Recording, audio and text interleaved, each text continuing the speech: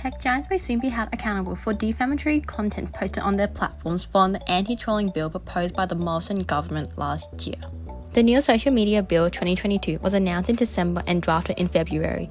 It is aimed to increase control against online abuse by asking social media companies to identify people behind anonymous accounts. Prime Minister Scott Morrison says he wants to close the gap between real life and discourse online. But most importantly, making sure that the rules that exist in the real world must exist in the digital and online world.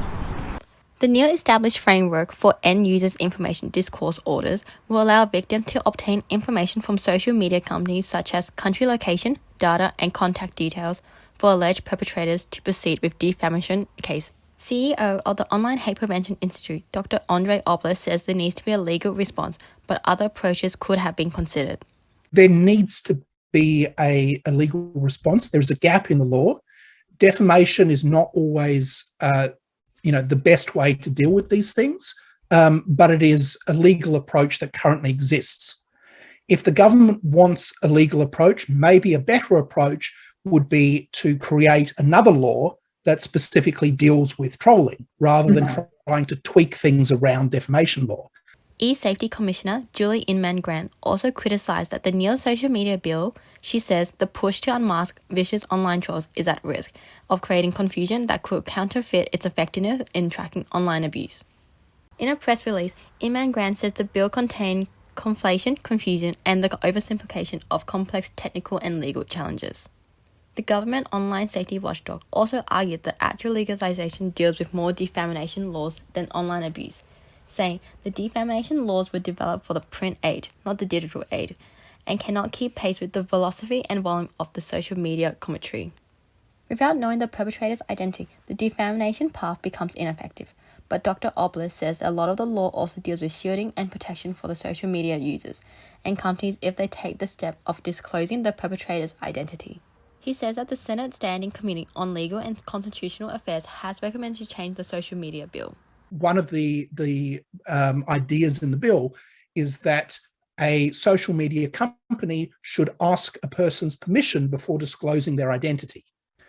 And if the person doesn't agree, then they can only disclose it based on a court order. On a similar basis, the bill says that the company should only take down the person's defamatory statements if the person that posted them agrees.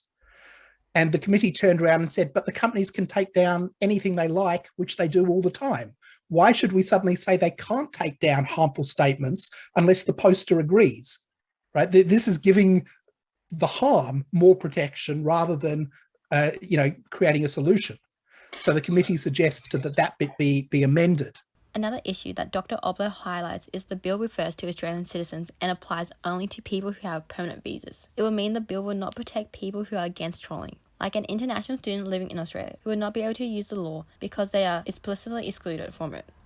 The second major gap that Dr. Obler explains is the removal of the content mentioned in the bill. If we look at the Online Safety Act, removal means that no person in Australia can see it. So this is actually removal for defamation is a much stronger standard, and it's saying it's got to be taken down completely. Whereas if it's cyberbullying material attacking a child or attacking an adult in Australia, the company could just block viewing it in Australia and leave it online. Dr. Obler believes that rather than just handing over the people's identities whenever someone makes an allegation, there does need to be some primary steps to see if there's some legitimacy to it. Maybe an agency like that should be playing a role to say, okay, let's do a preliminary assessment of this complaint. Let's look at the content. Let's decide if this is a legitimate case of trolling. Is the correct solution simply ordering that the material be removed? Which if it was just added into the E-Safety Act, there's a whole mechanism for removing content, and that could be the end of it.